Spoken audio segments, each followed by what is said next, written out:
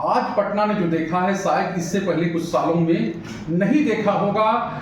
जो एक मार्च चलता है, यानी छात्रों का मार्च चलता है गांधी मैदान से और सीएम हाउस के पास तक पहुंच जाता है, और इस दौरान जो हुआ वो अभूतपूर्व था। हमारे साथ बात करने के लिए नवल किशोर यादव है, एमएलसी के वरिष्ठ नेता हैं, और विशेष बात है शिक्षक नेता हैं, यानी छात्रों के साथ जुड़े रहने का इनका काम है।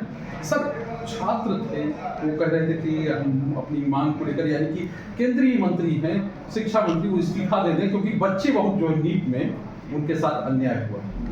विद्यार्थियों को अपना मांग रखने का या कोई भी बात रखने का एक अधिकार लोकतांत्रिक तरीका जरूर है, लेकिन आज जो पटना में हुआ है वो विद्यार्थियों का मार्च नहीं था। विद्यार्थी सिर्फ कवर थे।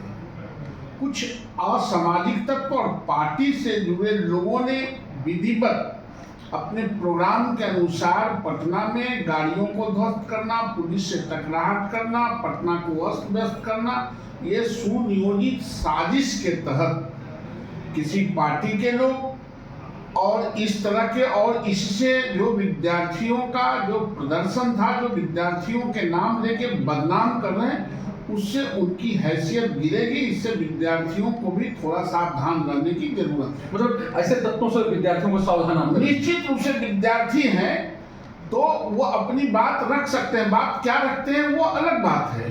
डेमोक्रेटिक संस्था है और लोकतंत्र में सबको अपनी बात रखनी है, लेकिन उसमें घुस के ये ऐसे लोग जो असामाजिक तत्व हैं, आप किसी पार्टी से एजेंडा सेट करके पटना को अस्त व्यस्त करना चाहते हैं, पुलिस को अस्त व्यस्त करना चाहते हैं, एक अपना मैसेज देना चाहते हैं, वो विद्यार्थियों के लिए हितकर नहीं है और न राज्य के लिए हितकर है।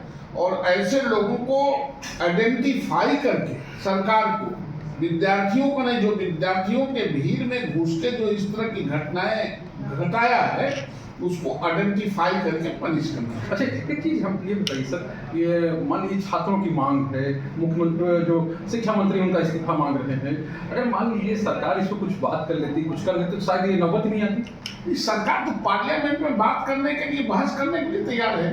जेपी नड्डा जी भी गए थे। लोकतंत्र में बात ही सब कुछ होता है, तो बात करने के लिए, अच्छा पार्लियामेंट से बड़ा और क्या हो सकता है? जो भारत का सबसे बड़ा मंदिर है उसमें सरकार एग्री है कि आइए आप बहस नहीं, करिए। इतना कह रहे हैं कि इतना देर हो गई, इतना देर से सरकार ये जब वहां पे जाके खटखटाए, या कि मान लीजिए जंतर मंतर पर प्रदर्शन करने की बताई, तब ये स्थिति बनी। अच्छा, कोई जंतर मंतर पर प्रदर्शन करता है? जो लोग आज यहाँ प्रदर्शन की बात कर रहे हैं, अन्ना हजारे का प्रदर्शन था तो मनमोहन सिंह ने रिजाइन कर दिया था।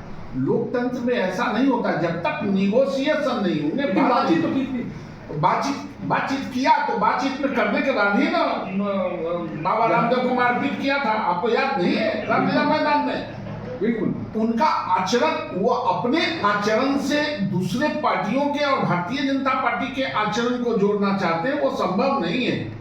देखिए, ये मामला विद्यार्थियों का नहीं है। कहीं जिस तरह से पटना के विद्यार्थियों के बीच में कुछ राजनीतिक एजेंडा सेट करने वाले लोग हैं, वैसे ही जंतर मंतर पर भी कुछ लोग उसमें घुस के एजेंडा सेट कर रहे हैं। ये आप कह रहे हैं कि इस पूरे जो आंदोलन को हाईजैक किया गया?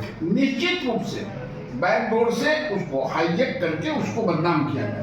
लेकिन अब मान लीजिए आप लोग ऐसा कर देते कि छात्र की बात सुन लेते, छात्र की बात मान लेते, तो ये नौबत आती? अरे मानने के लिए पार्लियामेंट खुला है, पार्लियामेंट में तो बात कर ही रहे हैं। चाहे जेपी नड्डा जी भी गए हैं बात करने के लिए। ऐसा थोड़े है कि जहां जो बैठ गया धरना पर उसी से सरकार पेनलाइज हो जाएगा। लोकतंत्र की अपनी गरिमा और मर्यादा भी है। मतलब मर्यादा है। आप ये कह रहे हैं कि छात्रों की बात मानी जाएगी?